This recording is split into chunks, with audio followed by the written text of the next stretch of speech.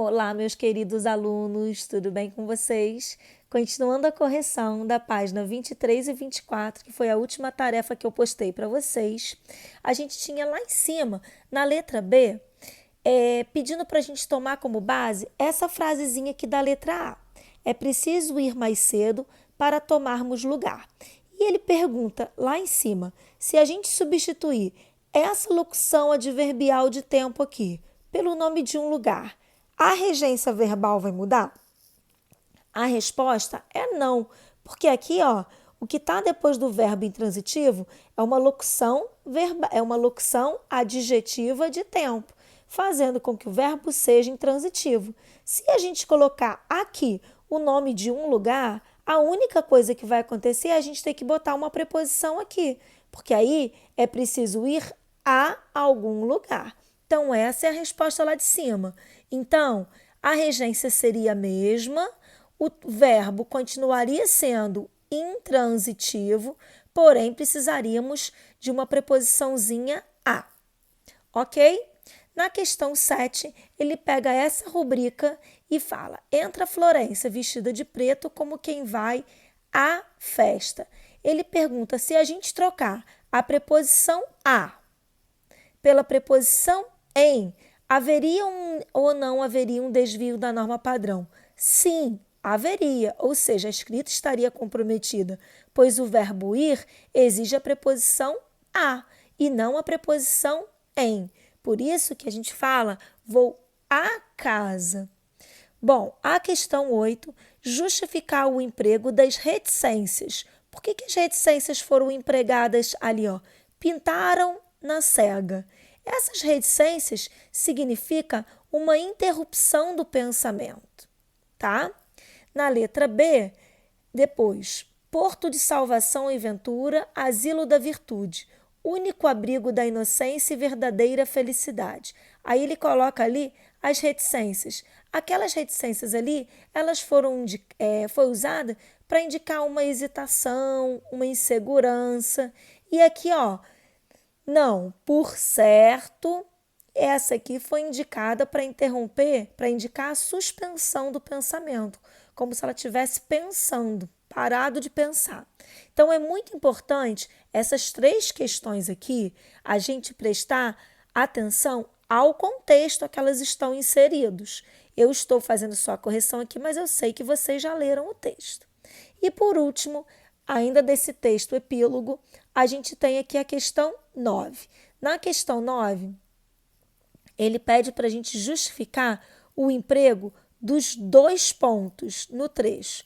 Assim não estranhará quando chegar a idade de entrar no convento. A parte, aqui, ó, tá? A expressão a parte é uma rubrica.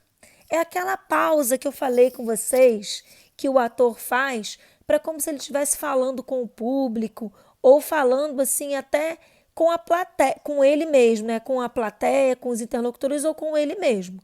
Os dois pontos ali foram empregados a fim de dar sequência à fala da personagem. Depois, nós tínhamos o trechinho aqui de Olavo Bilac a um poeta.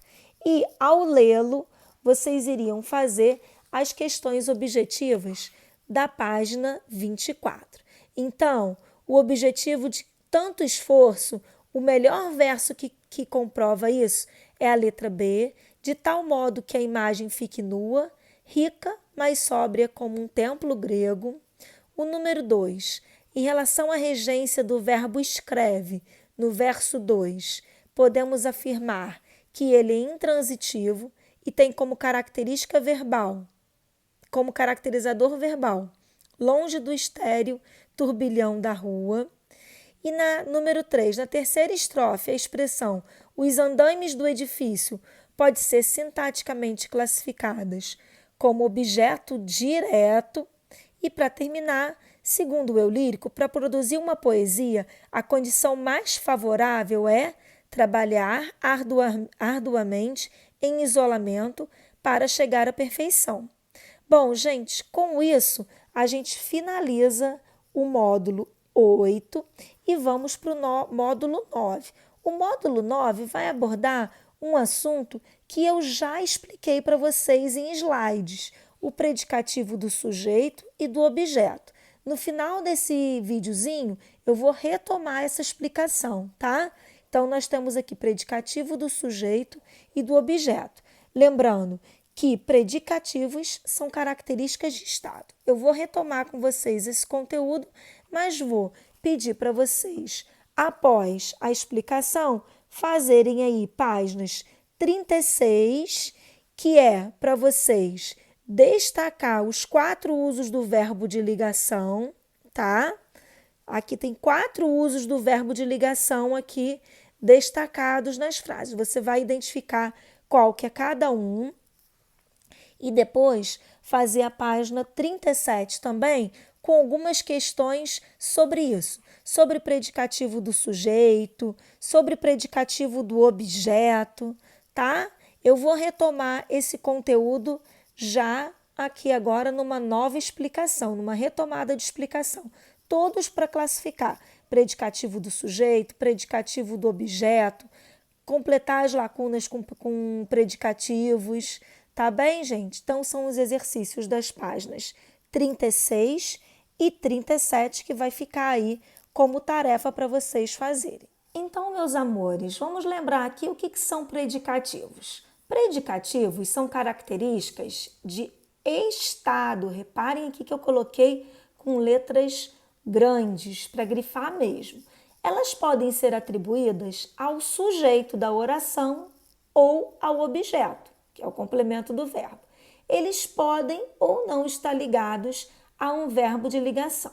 Então, eu coloquei aqui 2 exemplos para a gente lembrar. Ó, Miguel parecia feliz. Feliz não é o estado do Miguel? Miguel não é o sujeito da oração? Então, feliz é o predicativo do sujeito, pois se refere a Miguel, que nessa frase aqui é o sujeito. Agora vamos ver essa outra frase embaixo. Eu encontrei Miguel feliz. Feliz continua sendo o estado de Miguel, continua sendo o predicativo. Mas agora, Miguel completa o verbo encontrar. Então, eu, sujeito, encontrei quem? Verbo transitivo direto, Miguel, objeto direto.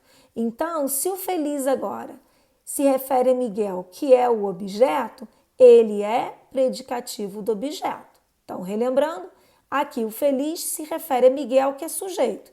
Logo, ele é um predicativo do sujeito. Nessa segunda frase, feliz se refere a Miguel, que é objeto. Portanto, ele é um predicativo do objeto. Gente, simples assim. Por que eu disse que ele pode ou não estar com o verbo de ligação? Aqui o verbo de ligação está aqui, ó. Parecia. Mas aqui nós que somos falantes da língua portuguesa, a gente não precisa ter um verbo parecia ali, porque a gente sabe que aquilo ali está subentendendo a característica de estado dele. Simples assim, galera. Então, façam as tarefas lá do livro que eu pedi, páginas 36 e 37, que na próxima aula a gente vai comentá-las. Beijão!